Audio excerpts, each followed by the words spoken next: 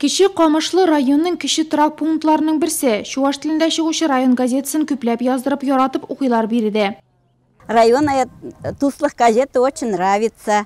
Газета бик ышый, Туслакка ел сайын язылабыз. Бүген дә газетага язылдым, бүләкте оттым. Барысы да язылсын иде. Бик әйбәт газета бит.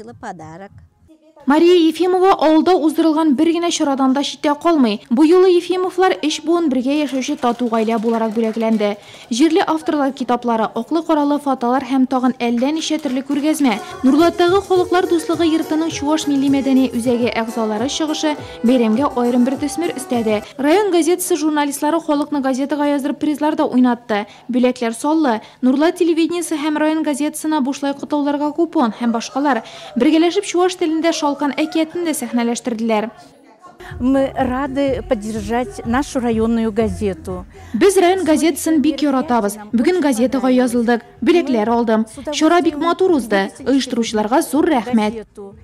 Шабаксар драма театрына 2 билет, финал призы, парфюмерия тупланмасы чарадан буш кул белән кайтып китүче булмады.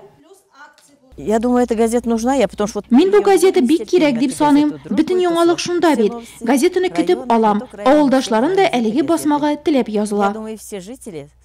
Надежда Аркадьевна Үзе Михайловка авылында яшәүче Бөек Ватан сугышы тылы Нина Степановага газета яздырды. Танылган авторлар Андриан Григорьев һәм Геннадий Ендиряков укыган шигырьләр, Антонина Артамонова башкаруындагы җырлар, тере аралашу кеше авыл халкы өчен зур бәйрәмгә әйләнде.